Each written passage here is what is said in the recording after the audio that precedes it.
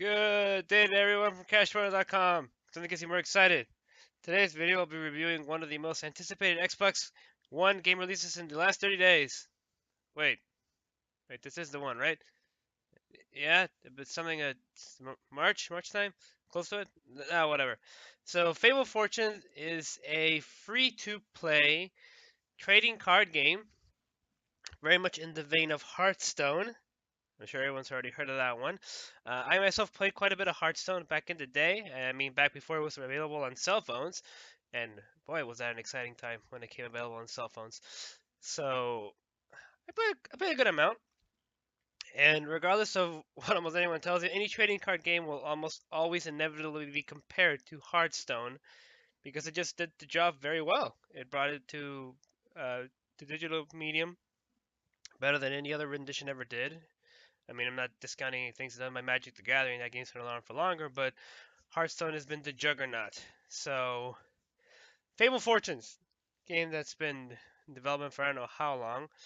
Also, another disclosure here: I have played Fable 1, which I really did enjoy. Fable 2, Fable 3 was hot trash, so I don't remember that much about it. But Fable Fortunes is based on the Fable franchise. Uh, let's get that out of the way first. As far as uh, connections to it, there doesn't seem to be any like real story semblance. I mean, now that I can tell, it's kind of hard to connect the game when you always create your own protagonist. It's hard to have a connection like that, you know. And because the lore isn't as amazing as like Hearthstone with World of Warcraft, like they have Valverines here. Uh, otherwise, other than almost all of the townspeople kind of being made to look like kind of like hicks or rednecks, uh, there isn't much else to it, really. I mean, the sound is kind of similar, but even then, I say that with trepidation. So I mean, maybe if you're a huge Fable fan, you'll notice little things here and there, but I don't. Anyway, so moving on. For Hearthstone, I mentioned that again. With Fable Fortune, you build a deck of cards, all ranging from a value of 0 for your trophy cards, so you get 1 per deck, all the way up to 10, or 9, sorry, you make a deck and then you take that into battle with your pre-picked hero, just like in Hearthstone. So you pick a class. In this game, I'm playing the Knight on the bottom there against. That's not the Magician. I forgot what the hell the name of the class was. They're all different names. Like this is look at my Knight. He's a farmer basically. So you pick your hero, and from your deck you get two types of cards. You get neutral cards, which any hero can use, and class-specific cards. So those cards that only my hero, only the knight can use, for instance. So there's cards that only my opponent can use also. From there, every turn, every hero has their own unique power. My hero can summon a villager. Yeah, just a regular villager. So a one strength, one defense villager. So which is really helpful when I don't have any other units to summon. I forgot what my opponent's power is, but everyone has a unique power. Moving on. Every turn you have gold to use to spend to summon your units because unlike in Hearthstone which you have mana, it's the same damn thing. So I guess here everyone is gold hungry. No one will work for free. There's no summoning with magic, I suppose. So everyone has a gold cost. So you start the game with 3 gold, and every subsequent turn you get 1 additional gold, which means that you can't summon the toughest units at the beginning of the game. One thing that's unique here that differentiates it from Hearthstone is that every unit can be made to have the guard function. What that means is that a unit that is in guard must be targeted before you can attack the enemy hero. So the objective, like in Hearthstone, is to get your enemy hero's HP to 0, then you win. In Hearthstone, certain cards come with the guard ability. Here, you can add it to any card at the cost of 1 gold. Certain cards, of course, do come with it pre-built, but otherwise, you can add it for the cost of 1 gold, which is pretty unique. I haven't seen that in any other card game yet.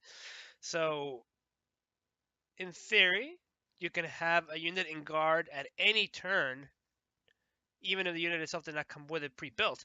So, this could, from my experience, this had led in some cases to longer games because once you're both down to just one unit apiece and you're scrambling and you place one unit on guard, it doesn't matter how powerful the other opponent's unit is. If your unit is on guard, you only attack once per turn unless you're a special unit. The game could potentially drag on. Now, the other difference between this and Hearthstone is, I'm sure you saw at the beginning of this match, you get to pick a quest. You pick quest every game at the beginning. So in my case, I have to spend 18 gold or 18 mana. I kept saying mana. I kept thinking mana the whole time I was playing. So as soon as you complete your quest, you get to add 1 point of morality to your hero, whether good or bad, which will modify your starting hero power. So, for instance, for the knight, if you get 1 point of evil, you summon your 1/1 guard, sorry, villager with guard already. And I forgot what else. With the noble power or the good power, you summon your villager, but your villager will give +1/1 to any unit in guard when summoned. So, and also you can get up to 3 points of morality per match, and there are certain units that will receive buffs based on your morality. So the morality points, quests, and guard assigning are the unique parts of. Hey, look, there's my villager of this game. I think to differentiate it from Hearthstone, really, that those are the differences. The other unique function is some units will do things only when you place them on guard, which I don't think I ever saw that in Hearthstone. But again, I haven't played Hearthstone in a few years. Got way too many cards and way too complicated for me. But those are that's Fable Fortunes in a nutshell. Is it fun? Yeah, it was pretty entertaining. Coming into it, the tutorial's pretty good. It gives you a good idea of how to play the game, and then from there you just sent on to do other things. So, like in Hearthstone, there are class-specific single-player quests which you can complete to receive additional card packs and other goodies. Unfortunately, as the time of this post, not every hero has them. So the knight, which I always gravitate towards warrior slash paladin. There was no paladin, so knight it was. But there was nothing for the knight, so I'm kind of SOL on that one. So see, there you go. There's a good power. For evil, summon and train a lazy peasant. So that being when the train ability here is another new one. I mean, compared to from Hearthstone, when you summon and train a unit, you're able to assign it a unique function. Like for instance, there's a unit that you can summon that one of the functions says it's automatically summoned with guard. Another function is it'll gain 2 strength only on opponent's turn. So things like that. So the game is pretty fun. It flows fairly quickly. To my personal experience, the matches, like I said earlier, can last a little bit longer than Hearthstone because once you're getting close to the end, you can just summon a unit and place it on guard, and your opponent can do the same, and that could go on for a while. Like it could be a pretty big stalemate. It could take a long time. I actually did have a few people quit on me because my hit point advantage was so large, and we were both just doing one unit at a time that they seemed to just not want to deal with it. So other than the single player, there's of course multiplayer, which you're seeing here as I'm playing. You'll get a certain amount of gold per match win loss. You'll get experience for each individual hero per win loss, and as you level up, you gain card packs. Card packs. And the card packs, just like in every other trading card game, provide cards. 5 cards per card pack, unique, ranging in levels from or rarity as from common all the way up to epic. I've already traded in a few card packs myself. I created my own custom deck. I mean, my knowledge of the meta is fairly limited. I played about 6 or 7 hours of this, closer to 7 according to my Xbox Live app. And It seems to be a pretty well built deck. I mean, after I went in, I got a pretty good damn win ratio. I was having fun playing it. I guess the only other thing, well, not the only other thing, but the important thing is this worth your time? And that's where the hard decision comes in. Because, first of all, this game is free to play. So, because of that, I hope you've seen my Xbox Live rewards videos, which detail the missions that are there. So one of them is playing free to play games, three of them for 5 hours in a month to get reward. So I decided to give one of those slots to Fable Fortune this month because I wanted to try it out and I want to get a review out for you guys. I'm gonna do this shady move here. I don't know how to do a lot of video editing yet, so I want to show you deck building here while I continue this. If so, at the beginning when you can choose a template, or you can choose custom deck. I didn't even bother with templates. I don't think I ever had. I think there was a Hearthstone pride not allowing me to do it. Anyways, so the game itself, is it fun? Yeah. Is it easy to get into? Yes. At base level, will you get trounced online? No. I feel that you still have even with the customized deck. I built this deck, by the way. At this juncture, I had opened up about 5 packs. This here is after about 3 hours of play. The game is fun. By the way, if you've played Hearthstone, this looks incredibly familiar to you. It's almost a complete ripoff as far as the deck building and the screen on the right there. It is a good amount of fun. I'm not sure, because I don't know enough about the meta. For all I know, the game, certain decks are broken. I mean, that happened in Hearthstone. Certain decks were just incredibly overpowered and cheap as hell. But for the moment, it seems to be good fun. Cards are pretty funny. I mean, they make it. It tried to be a. This game tries to be a. Well, it's based on Fable, so it is meant to take itself lightly and be pretty funny.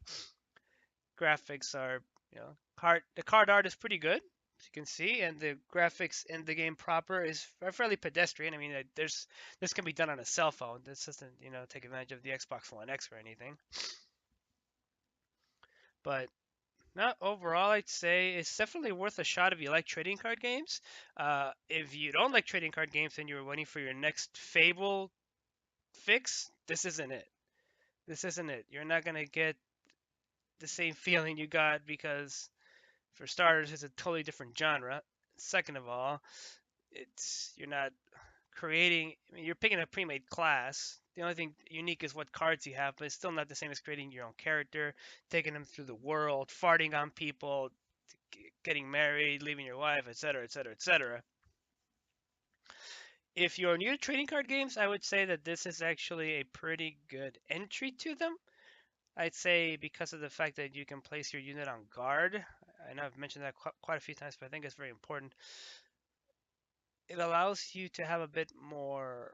It's more training wheelsy, I guess you could say, for new players, and I think it's a good thing if you want to get into like a different game like Hearthstone. The other advantage for new players is that no, people haven't been playing this for years and years, so it's less likely you're going to go online with you. Because with Hearthstone at this point in time, I can see somebody playing it, having fun with it, getting all excited, opening a bunch of card packs, getting a few rares here and there, and going online and getting trounced because people just know the meta. They know the game that much. With Fable Fortune, it's not so much. Would I plow down money in it at this point? No, I would not. It's still too early, in my opinion, to put money on it. It doesn't seem to be overly greedy. It has about the same cost per card pack of about $1. And you get more, just like with Hearthstone and every other game. Like, I'm trying to think of what. Oh, I played the Elder Scrolls card game on phone. That was fun for a while too, but it got boring. So I don't think it's worth spending money on it just yet. I do think it's worth giving it a shot, especially since it's free. Like if you're looking for something else to try to give your 5 hours for your Xbox Live rewards, you can go much worse than Fable Fortunes. I tried Adventure Pup, that was complete shit. But yeah, I'd say give it a shot. I don't. I mean, I never want to like be overly negative, but there's just so many free to play games available. But I would say that as far as trading card games go, this is definitely in my opinion, the definitive one on Xbox until they put Hearthstone in there. But Gwent does have a pretty big following. But Gwent is different. Gwent is not like this. It doesn't play the same. It's a lot different. But I never really was able to get into Gwent, so I played it in during my Witcher 3 playthrough, but I never really I never enjoyed it that much. So I can't unfortunately give a good comparison to Gwent, just to Hearthstone, because that's where my experience lies. But it is fun. I'd say give it a shot. I would not say that this is a keeper.